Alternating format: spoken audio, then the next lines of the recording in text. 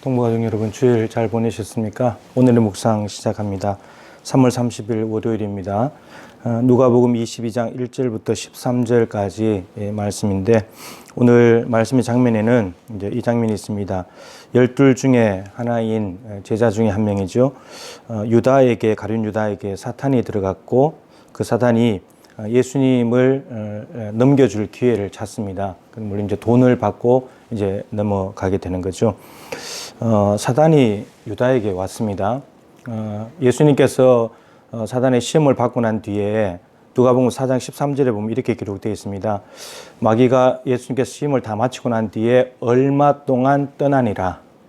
그까지 예수님은 사탄을 이겨냈지만 그걸로 끝이 아니고 사단이 다시 활동할 것이라는 암시를 주는 거죠. 근데 오늘 22장 3절에 같은 책 누가복음에 22장 3절에 가룟 유다에게 왔습니다. 가룟 유다에게 왔는데 사탄이 들어가 가지고 예수를 팔아야 되겠다 이렇게 됐다는 거죠.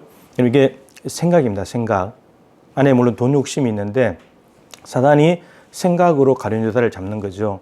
예수를 팔아야지, 돈 되는데 팔아야지, 이게 생각을 갖다 넣는 겁니다.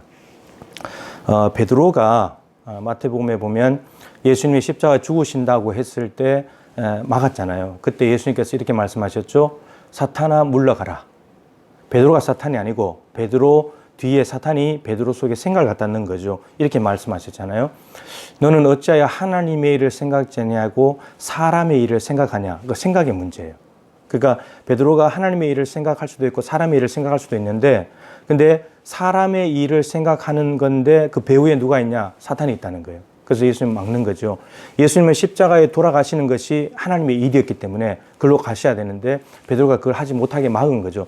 베드로는 인간적이고 제자적인 측면에서 막은 거지만, 제자의 도리로 막은 거지만, 그게 하나님의 일을 그르치는 사단의 일이었다라고 하는 겁니다. 그 생각을 잡는 거예요. 그 베드로의 생각을 딱 잡아버리니까, 우리가 지금 생각의 변화 체계를 하잖아요. 이 기본적인 전제 체제가 바뀌어지게 되면, 체계가 바뀌어지게 되면 생각이 바뀐다 했잖아요. 그리고 그 생각이 감정의 변화를 불러오고 그러면서 행동이 바뀌어버린다 그랬잖아요. 그래서 지금 베드로의 생각 속에 막아야지, 예수님 막아야지 사단의 생각을 딱 넣었어요. 그 생각을 딱 드는 순간에 베드로가 마음에 이제 얼마나 염려가 됐겠습니까? 내 스승이 죽어? 이런 생각이 드니까 감정이 두려움과 염려가 생기면서, 그러면서 행동으로 옮겨지게 됐잖아요. 막아버리잖아요. 그러니까 생각을 잡으면 그 사람의 전부를 잡게 돼 있어요. 가룟 유다도 똑같아요. 가룟 유다도 안에 돈 욕심이 있는데 사단이 예수 팔아야지 돈 되는데, 이렇게 생각을 딱 갖다 넣어버리니까 이제 그 다음 어떻게 되냐면 스승이 아니라 예수가 노예로 보이는 거죠. 노예값이 연30, 돈 받고 파는 거니까. 그렇게 감정이 변화되면서 실제로 파는 사람들에게 가서 돈을 받고 넘겨버리잖아요. 행동. 그러니까 생각, 감정, 행동 이렇게 바뀌어져 가버리는 거예요. 그러니까 생각 하나를 사로잡히게 되면 행동까지 모든 것이 다 사로잡혀 버려요. 근데 수제자 베드로가 사탄의 생각에 공격을 받아서 생각이 이렇게 됐는데, 근데 마지막에는 가룟 유다, 12번째 시즌에 가룟 유다도 마귀의 공격을 받았죠. 그러니까 수제자도 사단의 공격, 가룟 유다도 공격을 받았다는 말은 사단이 누구든지 간에 다 공격할 수 있다는 거. 제자 공동체, 다르게 말하면 교회인데 교회라고 해서 예외가 없다는 거예요. 누구든지 다 사단의 생각 속에 사로잡힐 수 있게 된다는 겁니다.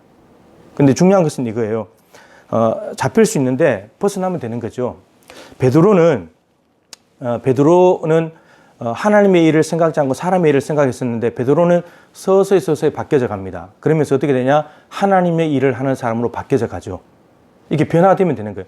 우리의 생각의 이 틀, 전제가 쉽게 확 바뀌어지는 게 아니에요. 베드로도 하나님의 말씀을 계속 듣고, 예수님의 말씀 듣고, 성령께서 역사하시고 이러면서 예수님의 부활을 보고 그걸 믿고 받아들이면서 생각이 점점 바뀌어져 갔죠. 그러면서 사람의 일이 아니고 하나님의 일을 생각하는 사람으로 바뀌어져 갔습니다. 제자들 사이에 야고보와 요한이 있는데, 첫 번째 제자, 마지막 제자도 그렇지만 중간에 있는 제자들도 야고보와 요한도 누가 크냐? 이게 생각의 틀이 누가 크냐? 네가 크냐? 내가 크냐? 이거 생각했잖아요.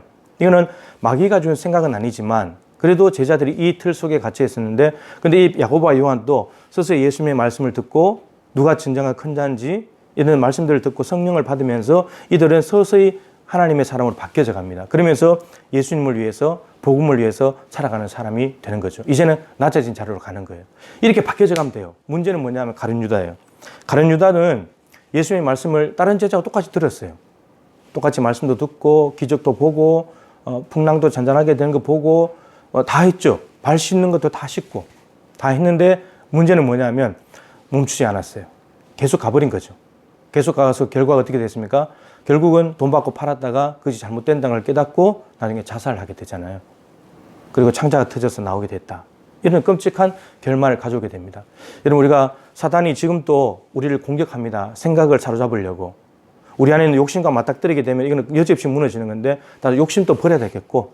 근데 우리가 베드로가 예수님을 위한답시고 했는데 그게 사람의 일이었고 뒤에 배후에 사탄이 있었다는 것. 이게 참 위험한 건데 우리가 그래서 늘 깨어서 잘 분별하지 못하면 우리가 하나님의 일을 한다고 했는데 그게 사탄의 생각일 수 있다는 거죠. 그래서 우리의 생각을 하나님의 말씀으로 전제를 깔아야 된다는 겁니다. 이렇게 전제를 깔고 살아가게 되면 우리의 생각이나 감정이나 행동이 다 예수님을 향해서 가게 되겠죠.